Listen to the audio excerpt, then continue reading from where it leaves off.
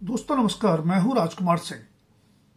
आज नए साल 2025 का पहला दिन है और हम उम्मीद करते हैं कि हमारे देश की राजनीति पिछले साल की कटुता और टकराव से बाहर निकलकर इस साल कुछ बेहतर, सकारात्मक और रचनात्मक होगी। लेकिन जाते जाते वर्ष 2024 जो विरासत छोड़ गया है, उससे तो यही आशंका गहरी होती है कि वर्ष 2025 में भी टकराव की राजनीति जारी रहेगी। बल्कि डर तो यह है कि आपसी तलखी कहीं और बढ़ ना जाए। पिछले कुछ दशकों में हमारी राजनीति जिन दलीय स्वार्थों की बंधक बनकर रह गई है, वह अब टकराव में बदल गए हैं। मौजूदा गंभीर राजनीतिक टकराव की नींव आप वर्ष 2023 में पड़ गई मान सकते हैं, जब 2 दर्जन विपक्षी दलों ने इंडिया गठबंधन बनाया और कांग्रेस नेता राहुल गांधी ने उद्योगपति गौतम अडानी के जरिए सीधे प्रधानमंत्री नरेंद्र मोदी पर प्रहार किया, जिनकी साख बीजेपी की सबसे बड़ी पूंजी रही है। यह मोदी और बीजेपी दोनों के लिए असहनीय हो गया। बीच बीच में उजागर होते अंतर विरोधों के बावजूद इंडिया गठबंधन 2024 में 18वीं लोकसभा के चुनाव में बीजेपी को अकेले दम बहुमत पाने से वंचित करने में सफल रहा। पर नीतीश कुमार, चंद्रबाबू नायडू जैसे नए दोस्तों की बदौलत मोदी लगातार तीसरी बार प्रधानमंत्री बन गए। फिर भी लगातार 2 लोकसभा चुनावों में पस्त ताल रहे विपक्ष को संजीवनी तो मिल ही गई। उसका असर भी नई संसद के पहले सत्र में साफ दिखाई दिया, जब विपक्ष ज्यादा आक्रामक देखा। लेकिन फिर समीकरण बदल गए। पहले हरियाणा और फिर महाराष्ट्र में जबरदस्त जीत से बीजेपी के तेवर फिर आक्रामक हो गए और विपक्ष का उत्साह ठंडा पड़ गया। 20 दिसंबर को समाप्त हुए संसद के शीतकालीन सत्र में बीजेपी के आक्रामक तेवर लौट आए तो इंडिया में तकरार दरारों में तब्दील होती दिखी। अडानी, ईवीएम और ईडी पर सत्ता पक्ष और विपक्ष में तकरार पुरानी है, लेकिन संसद के शीत सत्र में इसमें डॉक्टर भीमराव अंबेडकर का मुद्दा भी जुड़ गया। बेशक वक्फ बोर्ड विधेयक और एक देश एक चुनाव विधेयक पर भी जोर आजमाइश जारी रहेगी तथा समान नागरिक संहिता के मुद्दे पर भी नए साल में राजनीतिक गर्म आएगी। जाहिर है, इस घटनाक्रम की छाया वर्ष 2025 पर पड़ेगी ही। आम्बेडकर मुद्दे पर प्रदर्शन के दौरान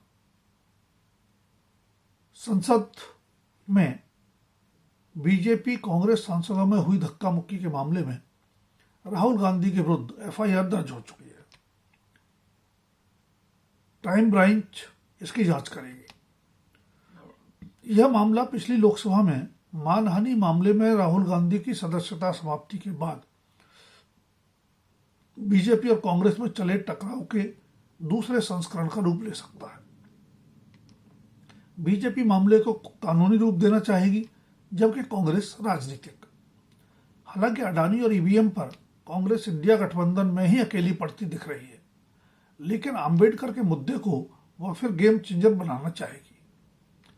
बेशक 18वीं लोकसभा के चुनाव में बीजेपी के 303 से फिसलकर 240 सीटों पर आ जाने में विपक्षी गठबंधन से बदले समीकरणों की भूमिका रही होगी, लेकिन सबसे निर्णायक मुद्दा 400 पार के नारे के मद्देनजर आम्बेडकर द्वारा बनाया गया संविधान बदलने और संविधान प्रदत्त आरक्षण छीन लेने का प्रचार ही बना।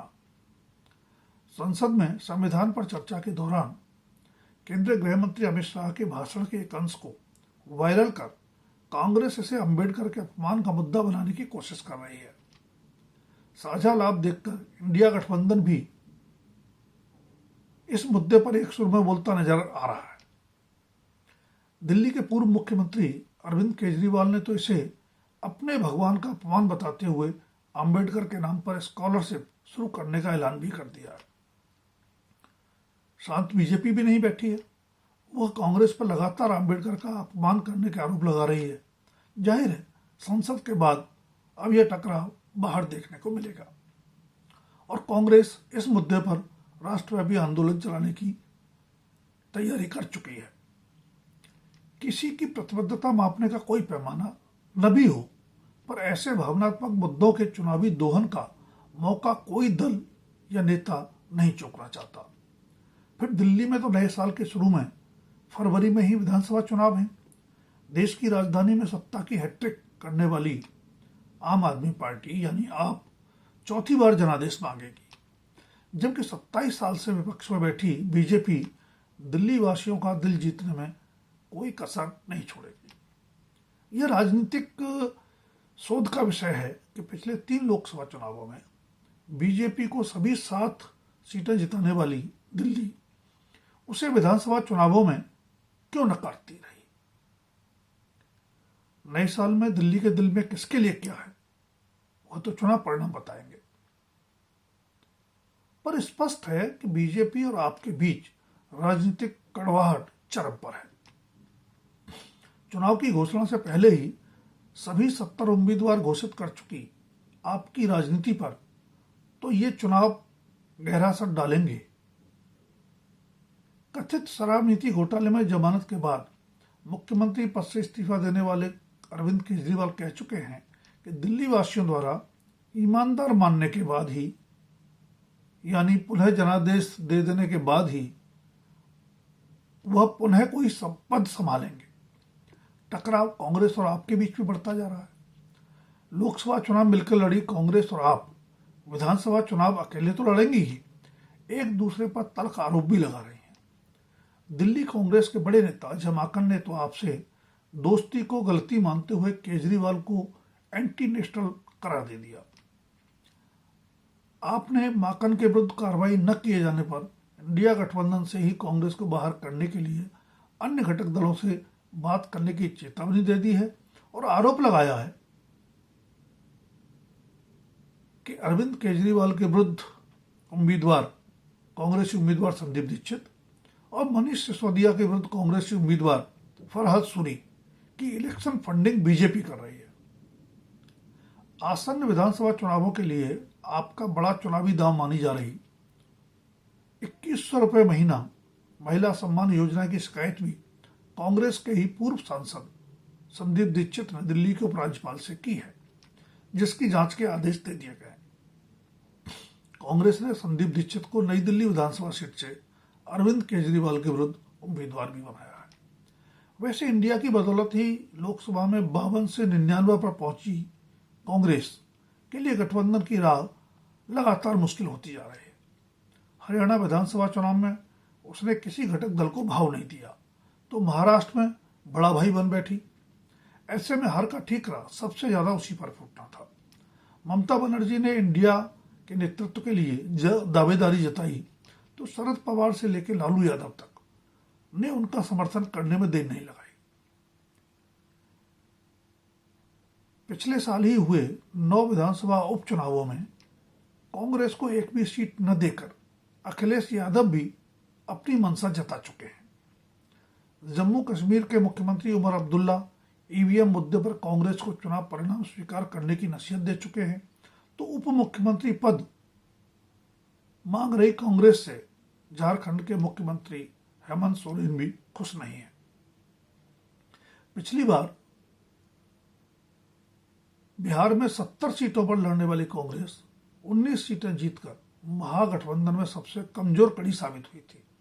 इसलिए 2025 के अक्टूबर या नवंबर में होने वाले बिहार विधानसभा चुनाव में लालू प्रसाद यादव और उनके बेटे तेजस्वी यादव भी कांग्रेस को हद में ही रखना चाहेंगे।